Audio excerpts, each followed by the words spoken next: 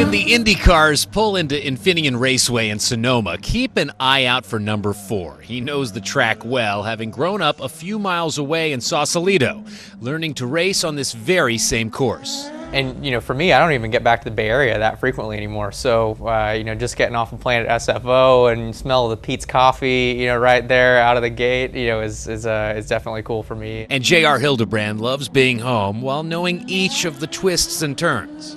It's just a comfort level, obviously, that you end up having at sort of a home track. I get to stay, in my old bed and all that kind of stuff when I race here. So, it's a really neat track. It's an awesome event. You've always got good weather. It's a good time of year, and it should be all that more sort of exciting this time around.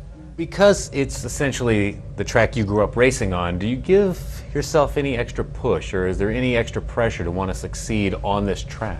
There's definitely, I feel like even just coming out here for the test day, we should be, one of the quicker guys here, because there's no learning the track really to be done. We need to be able to get down to business right away. So, that's something that, we're certainly look to do, and we look to, I look to improve on my performance here last year. We were really quick in a lot of the practice sessions here, really quick in the race, and just missed a little bit for qualifying.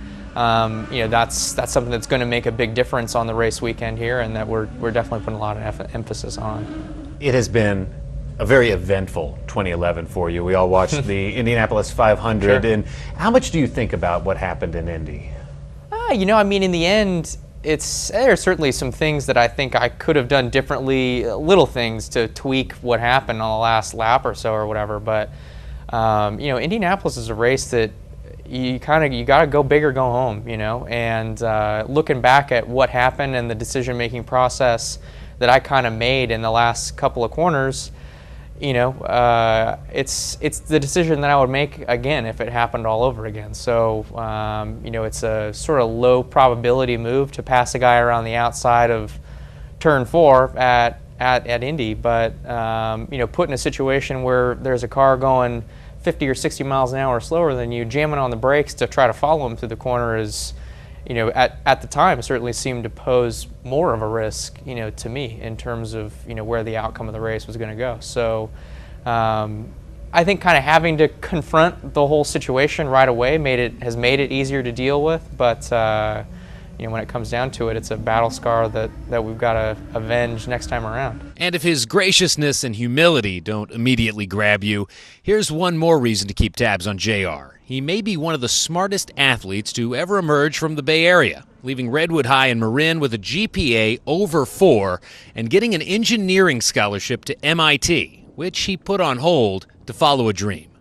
I think it's kind of a twofold thing that, racing without a doubt, I knew that was going to be a lot more fun than going to, sitting in a classroom taking chemistry classes and stuff. But, on the other side of that, with any sport, really, racing being, at the forefront of this, I think, because it's sort of money-driven and all that kind of stuff as well, that you got one shot at riding the momentum train to the top. And, for me, it was pretty obvious that I went through a little bit of a period where I was racing pretty seriously while I was finishing up high school. And there was a couple instances where it's like I'm doing integrals on the pit lane somewhere because I'm trying to keep up with my math homework, or else I'm not going to get the grade I need to pass the class.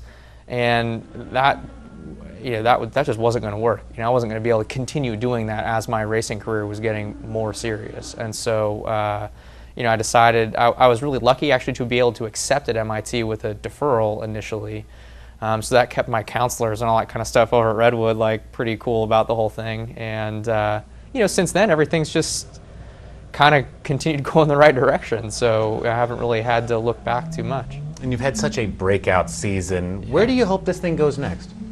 This year, obviously, the focus, continues to be finishing the top 10 in points, and with a little bit of focus on the kind of rookie championship. Next year, it's just to continue improving on that. We've been really strong on almost every oval that we've gone to this year. Been knocking on the door. The, red and white cars out there are typically, kicking everyone's ass. So we're pretty happy with where we're at from that standpoint, but, have some work to do on the road and street courses. And so That's, part of that's on me as the driver, part of that's on us as a team to continue improving, and that's I think in the end, that's really where we're looking to, sort of make that next step next year. JR, thank you so very much for Yeah, joining for us sure, tonight man. on Sports Sunday, and best of luck next weekend. Thanks, man.